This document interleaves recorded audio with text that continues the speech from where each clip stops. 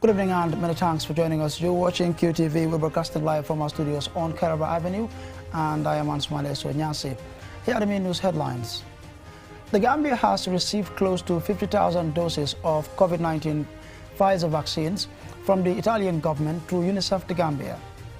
A month-long specialized IT training program for airport immigration staff ended on Thursday. The Executive Director of Action Aid International The Gambia, Omar Baji, has retired after 35 years of service to the institution. And residents of Brikama Welingara near Nyambai Forest and women vendors at the Sandika market have complained about the challenges they are facing. And in sports news, Falcons defeated Real de Banjul in an enthralling, tense and dramatic top-of-the-table clash. We saw two new signings make their debut for Falcons. Stay tuned as we bring you more on these and other stories.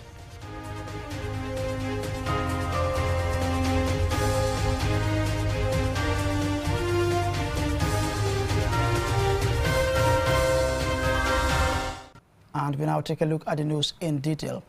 The Gambia has received close to 50,000 doses of COVID-19 Pfizer vaccines from the Italian government through UNICEF. QTV's Aloysius spoke to Gordon Jonathan Lewis, the UNICEF country representative, and filed this report. This is the latest arrival of vaccines earmarked to protect people against the coronavirus. However, since the advent of the pandemic, vaccination hesitancy has hindered the administration of doses received. Speaking to QTV at his office in Cape Point on Thursday, Gordon Jonathan Lewis, UNICEF country representative, believes that even though globally COVID-19 restrictions and prevention measures have been relaxed, that doesn't mean COVID-19 is over. The virus is still circulating. It is still affecting people. People are still getting infected, and even some people that are high-risk groups, the elderly or people with underlying health conditions such as diabetes or heart conditions, many of them are still dying precisely because of the fact that they get COVID-19 and they are not vaccinated. The all-inclusive campaign against the deadly pandemic is something Mr. Lewis would like to see continue to change people's mindset about the vaccines, which has resulted in vaccine hesitancy despite the arrival of approximately 2 million doses of COVID vaccines in the country from countries and donors. It is estimated that currently only 21.4% of the Gambia's population has been fully vaccinated against the deadly pandemic. The importance of the vaccines that are arriving at the moment is that they are the new generation COVID-19 vaccines that contain the most recent strain of the virus, which everybody knows as the Omicron virus. So that's a little bit of the history. Why is it important to continue getting vaccinated? Number one, because of the fact that individuals who might be at high risk can get severe symptoms, and it can also lead to mortality. So at the moment, what we are advocating for are two things. Firstly, the need to continue vaccination campaigns. So with this recent contribution, we will be supporting the next campaign against COVID-19, which in fact is going to be piggybacked on the next campaign against childhood measles. And this is very important that we talk about as well. The UNICEF country representative said misconceptions about the COVID-19 vaccines have had a spillover effect on the regular national child immunization programs, which the Gambia was known for administering well. Between 2020 and 2022, the immunization coverage in children under the age of 5 in the Gambia against measles actually declined from 85% to 74%. That's a very important decline. What that means is that there are far more children out there that are increasingly not being protected and immunized against measles, and as everybody knows, of all of the vaccine-preventable illnesses affecting children, measles is one of the most severe. It is a deadly disease. It can contribute to childhood mortality, and we have had an increase between 2020 and 2022 in the number of children who are affected by, who have been infected with measles. So what we are now advocating for is that we need to get back to basics. And the basics are ensuring that the COVID-19 vaccine is part of the routine program, and at the same time that we stress and we prioritize the need to really bring back the historically high levels of childhood immunization coverage that the Gambia has had. Amidst all this, there is a need to strengthen the public healthcare system, ensure capacities are available, and enlighten the public about the safety of the various vaccines which are approved by WHO. This donation of vaccines has come during Africa Vaccination Week, an annual event celebrated during the last week of April in synchronizing with the other WHO regions and the World Immunization Week. Reporting for QTV News, I am Aliou Cisse. Now, a month-long specialized IT training program for airport immigration staff ended on Thursday. The program equips participants with fundamental basic IT skills, cybersecurity awareness, data protection, and privacy principles. Julian Jai reports. IT skills are integral to maintaining the security and integrity of sensitive information Gambia immigration officers handle at the airport. Furthermore, immigration deals with a significant amount of data. Participants were taught database and systems administration skills. Essentially, this training gives the participants the hands-on technical skills required to effectively and efficiently execute their duties. Anna Sekasen, the Managing Director of QIT, congratulates the participants for the successful completion of this important training. Over the past month, you have dedicated yourselves to expanding your knowledge and honing your skills in the field of IT. You have demonstrated a commitment to excellence and a determination to succeed. And we are here to celebrate your achievements and the progress you have made. As you know, the world is becoming more and more interconnected every day, and technology is driving much of this progress. The airport is no exception, and it is essential that you are equipped with the skills and knowledge you need to navigate this rapidly evolving landscape. Mrs. Senseka spoke of the Institute's specialized programs. We provide training in IT, business, and human resources management, marketing, and internationally recognized CompTIA IT programs.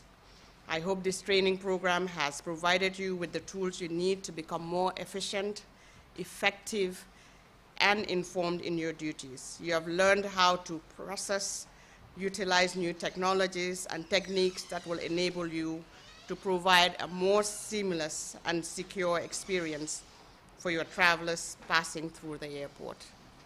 Ahmed Fall, Commissioner at the Banjul International Airport Immigration, urged participants to make the best use of the knowledge gained. I will challenge you to take up these new elevations and knowledge as a moment in your working career to be more effective and efficient in the workforce, to obedient to all lawful orders and show a high level of professionalism at all times. Remember, to whom much is given, much is expected. Giving his vote of thanks on behalf of the participants, Usman Mane says this is a life-changing opportunity for them. When you talk about data management, those servers, little do we know how they operate, but now we know how the networking goes. We were clicking buttons, but now we know how the database has been set and how do you insert those informations. How we can edit, how we can insert those information, and how we can do an upgrade. Quest Institute of Technology, QIT, has been a pace setter in the IT sector as they are committed to excellence and say they constantly strive to turn potential into credentials. For QTV News, I am Julden Jai. The Executive Director of Action Aid International, the Gambia, Omar Baji, has retired after 35 years of service to the institution. As Jennifer Sonko reports, the management and staff of Action Aid bid farewell to Mr. Baji at a ceremony at the Action Aid premises. Before his appointment as Executive Director of ActionAid International, The Gambia, Omar Badji was Head of Programs and Policy with the organization. Badji has also served as Interim Country Director for ActionAid Senegal and Guinea-Bissau. As Executive Director, he coordinated the organization's work and strengthened its partnerships to ensure greater positive impact of program interventions on the lives and livelihoods of people living in poverty. ActionAid staff and partners today celebrate the outgoing Executive Director. Fowler Sow, Executive Director of the Network Against Gender-Based Violence, recalled how the outgoing Executive Director visited his office in 2014 to partner with the network to support their work, which has been impactful all these years. From that day up till today, we have been great partners. That day turns to be a day that results to all the partnership that we have with ActionAid over the years, thanks to his wisdom. From that day, 2014-15, we worked on a proposal, the Amplify Change proposal, which led to 6 good years of working to support and also to advocate against sexual and gender-based violence. Under the leadership of Omar Badji, Activista, a youth-led civil society organization, social justice, youth and women's rights through empowerment campaign and solidarity was born. And Samana Kamara explains how helpful Mr. Badji has been to Activista. Always been that man who has always empowered us. And there is one key thing or one word that you keep saying anytime that we meet, the youths. Keep going, keep doing this, keep doing that. And that has always served as an inspiration and a motivation for us. And that had kept us moving. Activista will remain grateful to you. We remain indebted to ActionAid, for we cannot tell our stories without ActionAid. Omar Badji urges the staff to support the incoming Executive Director to continue and improve the work of the organization. Throughout my service in ActionAid, I have received wonderful support from staff. I was telling somebody this morning that the kind of respect that I got from people is really amazing. I've never been disrespected by a staff in ActionAid since I joined up to today, and I thank Allah for that. But that's not easy.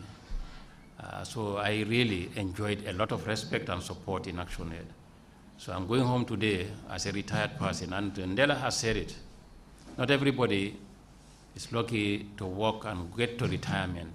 The new Executive Director, Ndella Faikoli, says she is up to task for her new role and calls on the staff to support her to get the work done. I'm very ready for it, but you know what that means. You're asking yourself, and having heard what everyone sees, I'm asking myself, I hope I won't disappoint them. I hope I won't go astray and do what they were already used to. But I hope I'll be able to bring new things. I'll be able to inspire you, for us together, to move to the next level, because that's his desire. ActionAid International, The Gambia, is an affiliate member of the ActionAid International Federation, a global movement of people working together to further human rights for all and defeat poverty. The staff say they have wholeheartedly welcomed the new Executive Director and that Mr. Badji will be sorely missed. Reporting for QTV News, I am Jenna Basonko. Always, Mr. Badji, a happy retirement. I mean, he was also a great partner of QTV. And from that report there by Jenna Basonko on Mr. Badji's retirement, we'll take a commercial break, but we'll be right back. Being the Gambia's trusted network, QCell continues to provide the fastest and most reliable internet service in the Gambia. With 4G plus internet speed, you are guaranteed fast and reliable internet anytime, anywhere with QCell. Get a QCell SIM card now at any of our customer care centers and enjoy the fastest 4G internet in the Gambia. For more information, call our customer care on 111. QCell, Sunyabus. We innovate, others follow.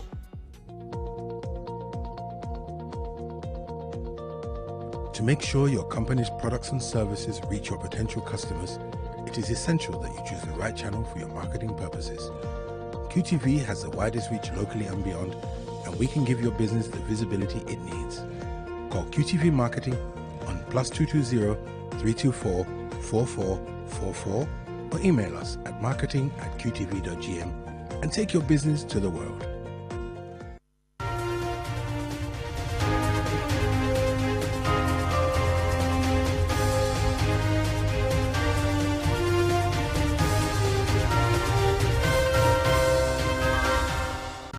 Welcome back from that break. Be reminded you're watching QTV News, coming to you live from our studios on Kairaba Avenue with me, Ansumana Esonyase. Now, residents of Brikama Welingara have complained about the actions of some unscrupulous people who indiscriminately dump their rubbish in the Nyambai forest, creating an unhealthy environment for those living nearby. William Kamara visited the forest and the fruit market and filed this report. On both sides of the Brikama Highway at Nyambai Forest, piles of waste are visible, believed to be secretly dumped at night. Adam Akinte, a resident of the area, explains that the smell from the dump site is unbearable. We want the authorities to help us. We have been suffering from the bad smell from the site for many years now. Sometimes unknown people come at night to set fire to the waste.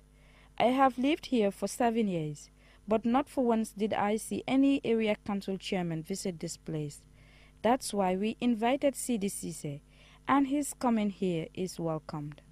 Honorable Yaya Bojang called on the public to desist from illegal waste dumping, while endorsing Cisse for the Brikama Area Council chairmanship. If Sidi is elected as the chairman of the Brikama Area Council, he is going to transform the area because he has plans, and the waste products generated from this place will be recycled and contained. From the illegal dump site, we visited women vendors at the Brikama fruit market called Sandika, Arohimane, Kadijame, and Salisane, all of whom are fruit sellers, explained the challenges they face at the Sandika, especially during the rainy season.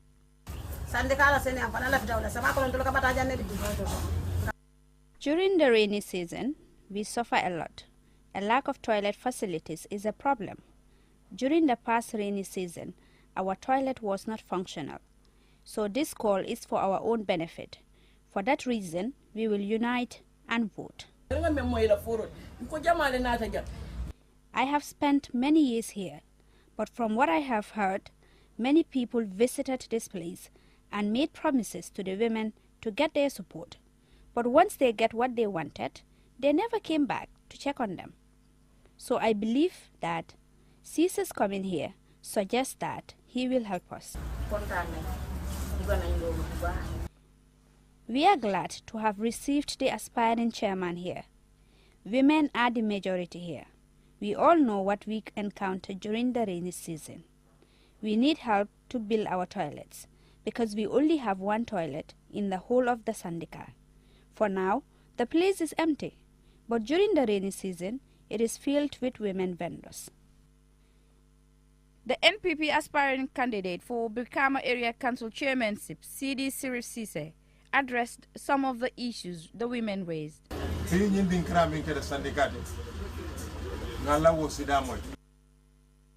We have had what you need and know what you go through at this place and at the forest.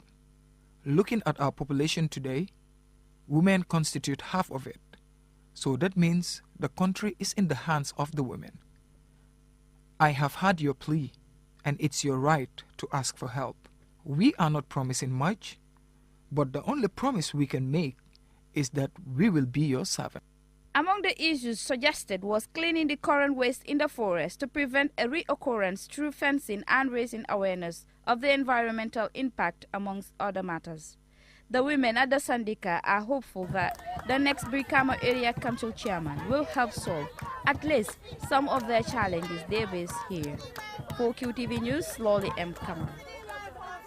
And we stay with our colleague Lolly M. Kamara as he reports again that the Ma Foundation for Women, with support from the United Nations Population Fund, UNFPA, organized a day-long forum on Wednesday for the 58 women who contested in the just concluded councillorship election.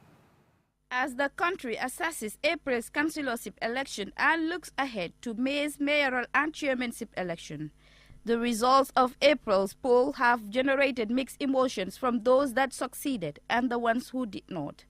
The Ma Foundation organized this forum to hear from the candidates about their challenges and what they would like to see next election.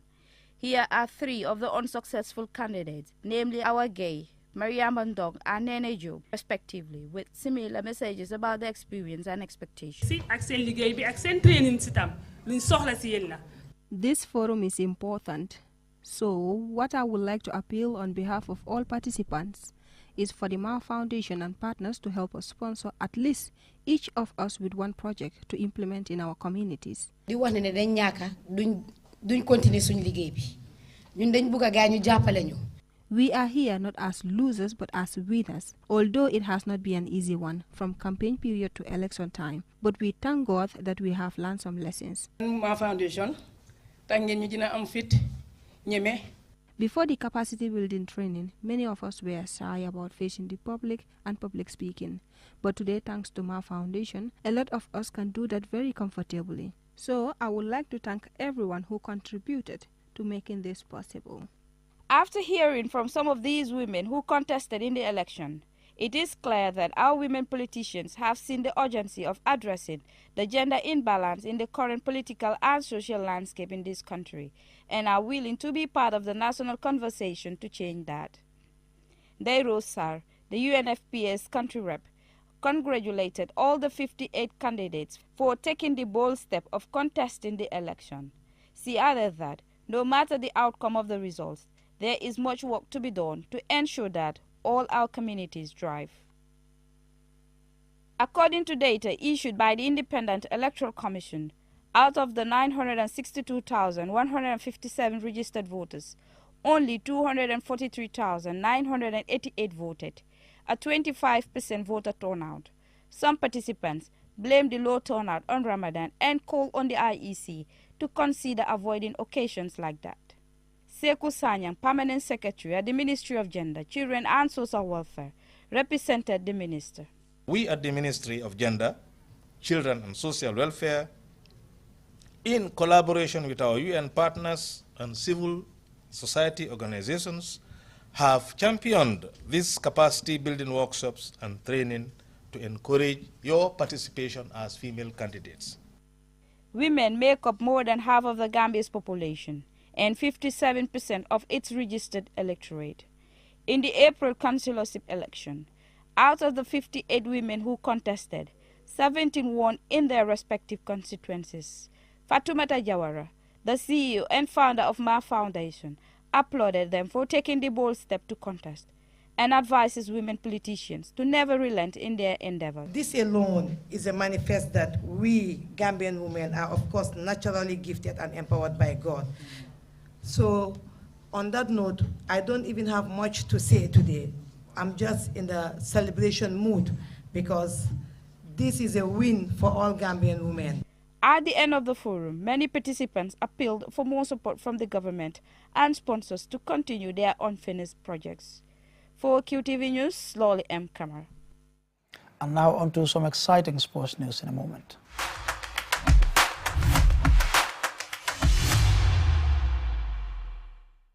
Now, Falcons beat Real de Banjul 3-2 in an enthralling, tense and dramatic top-of-the-table clash, which saw two new signings make their debut for Falcons. Our sports reporter Mahmoud Gajaka was there and he has the details. This was an enthralling encounter with epic scenes in a match that had everything. Falcons' Bakary Toure, who would go on to score a brace, sparked the game into life with a goal in the 12th minute. A few minutes later after the goal, Real de Banjul were down to 10 men as Captain Essa Jallo got sent off for a foul on Falcons' new signing Solomon Kamphone. Real de Banjul fought back to level 1-1 in the 25th minute after Mamadou Bojang scored from the penalty spot. Moments later, Bojang scored again following a defensive lapse to give his side a 2-1 lead. Ecstatic celebrations ensued following the goal. Falcons got frustrated after falling behind in quick succession. Coach Lamin Sane instructed his players to keep calm and find a way to fight back. Usman Sise made it all square in the first minute of first half added time after Fakeba Jame's neat cross. The sides went into the break 2-2. Falcons' possessional play and pace on the right wing will bring a momentum that Real de Banjul struggled to deal with. Bakary Toure scored his second goal with a superb strike, hitting the crossbar before crossing the goal line. The goal proved to be the winner, giving Falcons a 5-point lead at the top of the standings after 17 games, ahead of second place Walidan and 6 points ahead of third place Real de Banjul. Falcons midfielder Bakary Toure says he is happy to score a brace which has now taken his tally to 5 goals for the season. I'm content about it, I'm content about it because, as a player, your first responsibility, kala for le goal or score. Ele team o mako ifananka win. Nsavo ndaltalale because 3 goals lebembulu before today. So scoring twice today, means 5 less. So I'm very happy from midfield scoring 5 goals, I'm very happy, content about it, to help. I am so happy to score. As a player, that is what you want and help your team win. I am used to it because I scored 3 goals prior to today. Solomon Kamphon, one of the 2 new signings of Falcons, having made his debut, reflected on his comeback to his boyhood club. It feels normal because it's football, so we don't have to look down upon our league. So it's something that is natural. It doesn't mean that it's a background for me. So it's all the same. It's a league, and we are here to compete.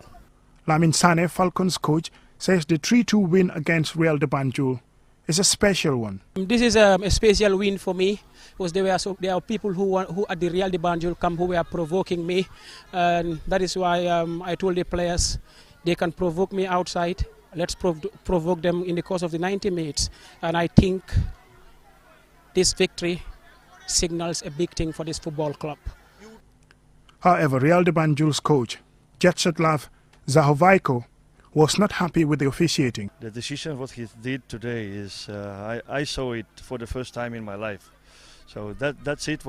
I don't want to talk about it anymore, but I really hope that from the Football Federation, this guy is going to make some meeting about this first 45 minutes. There is still 13 matches to play, and Falcons will be hoping to stay on top, and Real de Banjul will hope to make up lost ground. Mamadou Gajaga, QTV News. Quite an interesting encounter, and I'm afraid this is where we draw the curtains on this bulletin. On behalf of the production team, thanks for watching.